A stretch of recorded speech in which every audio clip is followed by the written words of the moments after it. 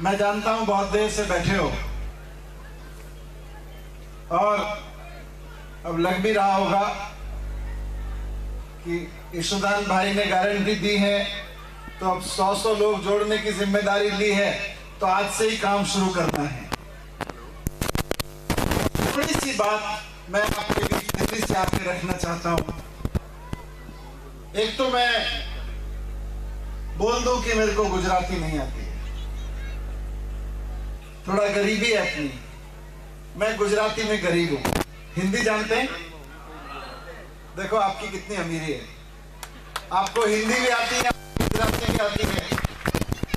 यही तो अमीरी है हिंदुस्तान की। ये दिल्ली वाले थोड़े गरीब हैं इस मामले में। मैं हिंदी में बात रखता हूं।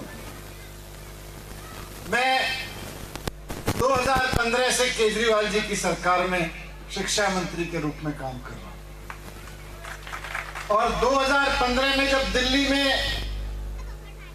शिक्षा मंत्री के रूप में काम करना शुरू किया तो दिल्ली के जो सरकारी शालाएं थी, सरकारी स्कूल थे, उनको बोलते थे खड्डे वाले स्कूल, टेंट वाले स्कूल, टप्पर वाले स्कूल। जाले लगे रहते थे, उसमें कबाड़ खाने जैसे दिखते थे। मैं एक बार सरकारी स्कूल में गया, मैंने ऐसे किसी बच्चे को बोला कि बेटा तुम तो देश का भविष्य हो। मेरे को एक बच्चा बोला सर हम देश का भविष्य नहीं है, देश का भविष्य तो प्राइवेट स्कूलों में पढ़ता है, हम तो सरकारी स्कूलों में पढ़ते हैं। वो बात चुभ गई।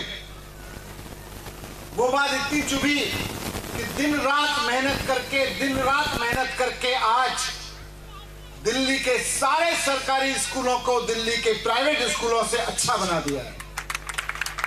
और खाली बिल्डिंग अच्छी नहीं बनाई, वहां पे पढ़ाई आज इतनी अच्छी होने लगी है कि बिहार से, छत्तीसगढ़ से, मध्य प्रदेश से, गुजरात से कोई आदमी अगर दिल्ली जाके रह रहा है, मजदूरी कर रहा है, मेहनत मजदूरी कर रहा है और वो अपने बच्चे को सरकारी स्कूल में पढ़ा रहा है, तो उसको चिंता करने की जरूरत नहीं है।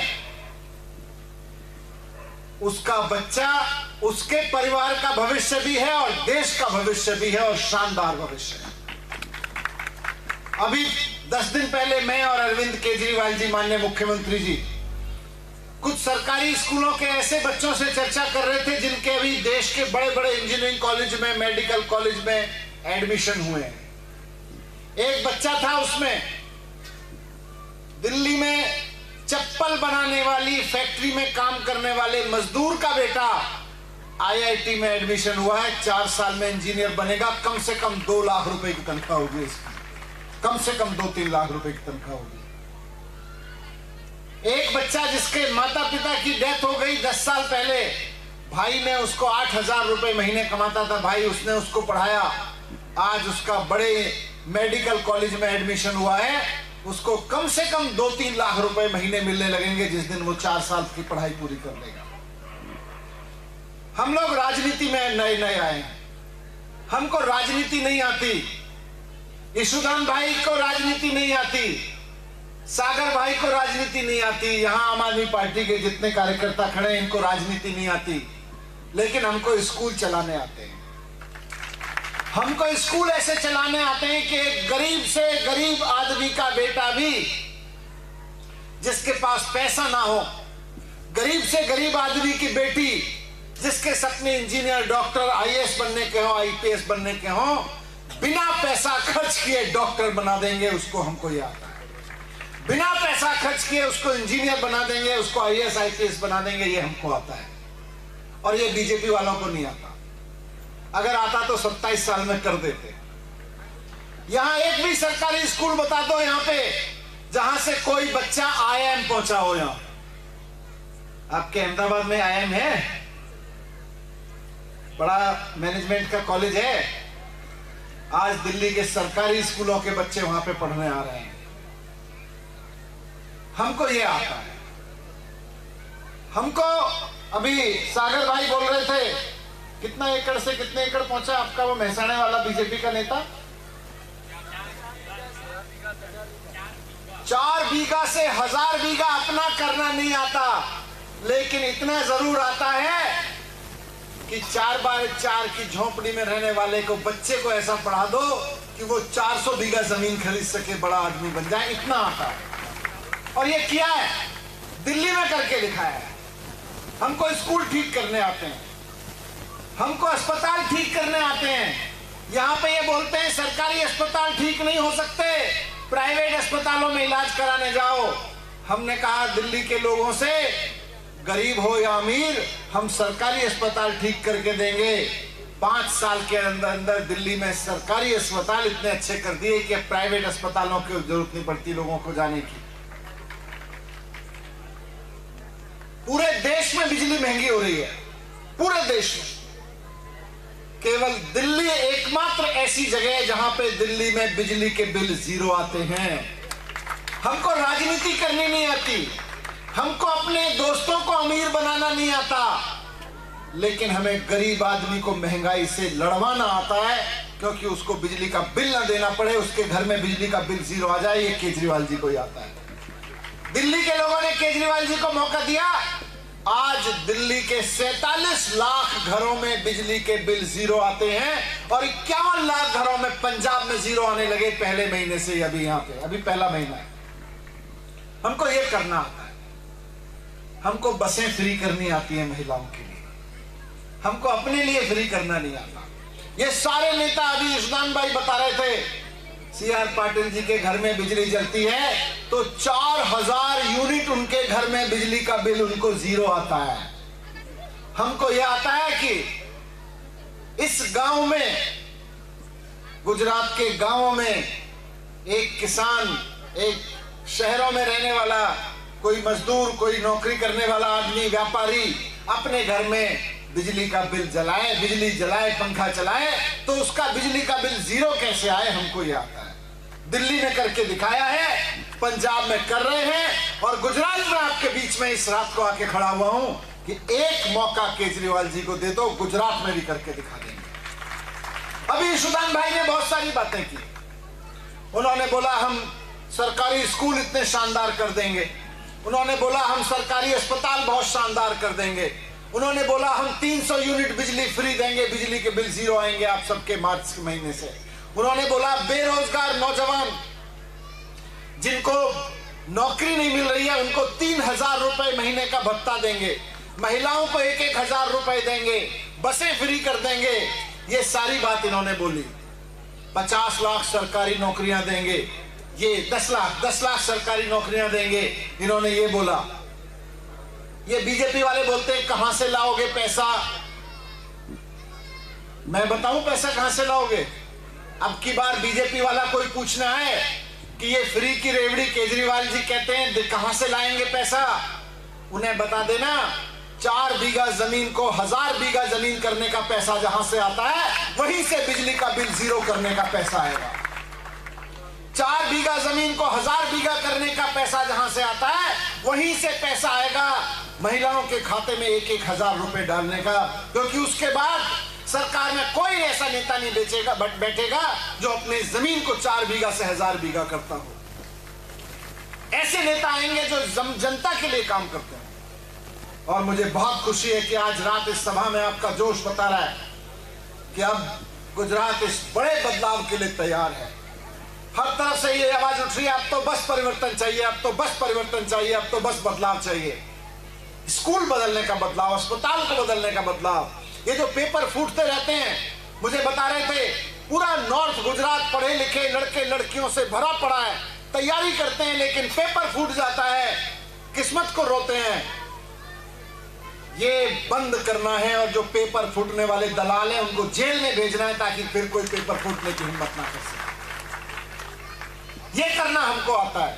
दिल्ली में 2015 से पहले बहुत पेपर फूटा करते थे, 2015 के बाद एक भी पेपर नहीं फूटा, रिकॉर्ड उठा के देख लें।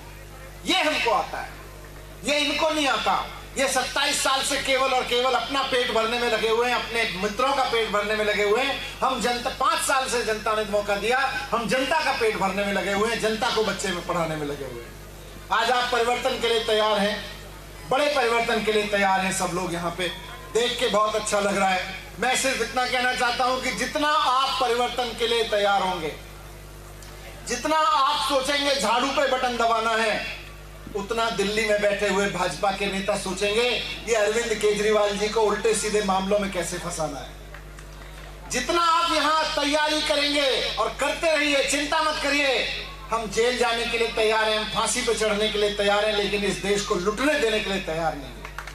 गरीब आदमी पैसा कमाता है। आप लोग ये मत सोचना कि आप सरकार को पैसा नहीं देते। आप में से कौन कौन टैक्स देता है बताना जरा। सरकार को पैसा देता है कोई? देखो इतने कम लोग हाथ उठा रहे हैं। मैं आपको बताता हूं, आज सुबह जब सोओगे जाके तो बिजली के बल्ब की तरफ देखना। घर में बिजली का बल्ब जलता है कि नहीं जलता? उस बिजली के बल्ब को जब खरीद के लाए थे तो सरकार को टैक्स दे के लेके आए थे। अगर 20 रुपए का बिजली का बल्ब था तो 4 रुपए सरकार को गया था, 16 रुपए बनाने वाले को गया होगा। ये करते हो आप। वो बिजली जलती है घर में, पंखा चलता है घर में, सब पे बिजली पे भी टैक्स होता है, पंखे के खरीदने पे भी टैक्स होता है। कल सुबह जब सो के उठोगे, ब्रश करते हो ना, टूथपेस्ट, सबसे पहले सो के उठ के जो टूथपेस्ट करते हो, वो टूथपेस्ट जब 20 रुपए का 50 रुपए का लेके आते हो बाजार से, वहां भी 10 रुपए टैक्स देके आते हो। नमक खरीद के लाते हो, चीनी खरीद के लाते हो, दूध खरीद के लाते हो, दही खरीद के लाते हो, माचिस खरीद के लाते हो। भिखारी भी माचिस खरीद के लाता है तो सरकार को टैक्स देके आता है। ये सारा पैसा इकट्ठा होता है तब स्कूल बनने होते हैं, लेकिन स्कूल नहीं बनते, नेता को 1000 बीघा जमीन खरीद ली जाती है। इसलिए मैं आपको कहने आया हूं कि ये हमारा और आपका पैसा है। इस पैसे की चोरी होने देने वाली सरकार मत चुनिए। इस चोरी को रोकने वाली और इस पैसे को स्कूलों पे और अस्पतालों पे खर्च करने वाली, महिलाओं पे खर्च करने वाली, नौकरियों पे खर्च करने वाली सरकार चुनिए। दिल्ली के लोगों ने चुनी है। आज केजरीवाल जी को 3 बार से लगातार मुख्यमंत्री बना रहे हैं। उनके देख के पंजाब के लोगों ने केजरीवाल जी पे भरोसा किया। आज मैं गुजरात के लोगों से कहना आया हूं कि एक बार केजरीवाल जी को मौका दीजिए। और अब चुनाव जैसे जैसे नजदीक आ रहा है, ये तरह तरह के बहाने बनाएंगे, आरोप लगाएंगे। ईशुदान भाई के बारे में कुछ बोलेंगे, सागर भाई के बारे में कुछ बोलेंगे, अरविंद केजरीवाल जी के बारे में कुछ बोलेंगे। आप कह देना होंगे ये दुष्ट, होंगे ये कुछ भी, हमें तो अपने बच्चों के स्कूल ठीक करने हैं। वो बीजेपी वालों को नहीं आता, वो ईशुदान भाई को आता है, वो सागर भाई को आता है। बस यही कहते हैं। ये मेरे पास आए थे, बोले सीबीआई में फंसा देंगे। मैंने कहा फंसा दो, मैंने कोई चोरी नहीं की, फंसाओगे कहां पे? बोले ईडी में फंसा देंगे, जेल में डाल देंगे। मैंने कहा डाल दो, इस देश में अदालत है, तुम झूठे जेल में डालोगे, अदालत ने मुझे बाहर निकाल देगी, मैं ईमानदार आदमी हूं। बोले अच्छा चलो ऐसा करो, रेड डाल देते हैं तुम्हारे घर पे। रेड डाल दी मेरे घर में। क्या मिला मेरे घर में? इनको लग रहा था 7 साल से मंत्री हूं। यहाँ पे आप ऐसे मंत्री देखते हो जो 4 बीघा को 1000 कर लेते हैं। 7 साल से मंत्री हूं, दिल्ली में उप मुख्यमंत्री हूं। दिल्ली सरकार का बजट 30,000 करोड़ से बढ़ा के 70,000 करोड़ हो गया। मेरे घर का बजट नहीं बढ़ा। मेरे घर में इन लोगों को उम्मीद थी पता नहीं क्या निकलेगा, क्या निकलेगा। सीबीआई की रेड डाली तो मेरे घर में निकला मेरे बच्चे का झुनझुना। वो भी पूछ रहे थे भाई ये किस लिए रखा हुआ है? मैंने कहा मेरे पास तो यही है, कुछ नहीं निकला। फिर बोले अच्छा ऐसा करो, ये तो बीजेपी वाले बड़े खराब हैं, ये आपको फंसा फंसा के जेल में सड़ा देंगे, आप ऐसा करो इनसे समझौता कर लो। मैं क्यों? बोले केजरीवाल जी को छोड़ के इनके साथ आ जाओ। मैंने कहा क्यों आ जाऊं? फर्जी मुकदमे चला रहे हैं मेरे ऊपर इसलिए। बोले नहीं आप समझा करो, आपको मुख्यमंत्री बना देंगे। मैंने कहा मैं मुख्यमंत्री बनने नहीं आया। मेरी माँ ने मुझे बचपन में महाराणा प्रताप की कहानी सुनाई थी। मुझे इस बात पे गर्व दिलाया था कि तुम महाराणा प्रताप के खानदान से आते हो। मुझे मेरी माँ ने इस बात पे गर्व दिलाया था और मेरी माँ ने समझाया था कि तुम उस खानदान से आते हो जिसका एक आदमी अपनी जनता के लिए जंगल में घास की रोटी खा लेता है, लेकिन किसी दिल्ली के बड़े सरदार के सामने सर नहीं झुकाता है। मुझे ये सिखाया गया है। मैं नहीं झुकूंगा, बिकूंगा नहीं, गद्दारी नहीं करूंगा। तो बोले फिर जेल में डालेंगे। मैं डाल दो, गुजरात में सरकार बन जाएगी तब तक। आप जेल में डालोगे, गुजरात के लोगों को और गुस्सा आएगा कि एक ईमानदार आदमी को जेल में डाल रहे हैं। गुजरात के लोग पहले 2 वोट देते तो 4 वोट लेके आएंगे मेरे लिए। बहुत बहुत धन्यवाद। आप सब लोग इतनी देर रात तक इंतजार करते रहे। बस आपसे यही विनती है कि इस बार वोट किसी नेता को नहीं, अपने बच्चों के भविष्य को डालना, और आपके बच्चों का भविष्य नेताओं से नहीं बनेगा, स्कूलों से बनेगा। और स्कूल केवल अरविंद केजरीवाल बनवा सकते हैं, अरविंद केजरीवाल ही बनवा सकते हैं। बहुत बहुत धन्यवाद। जय हिंद, जय भारत।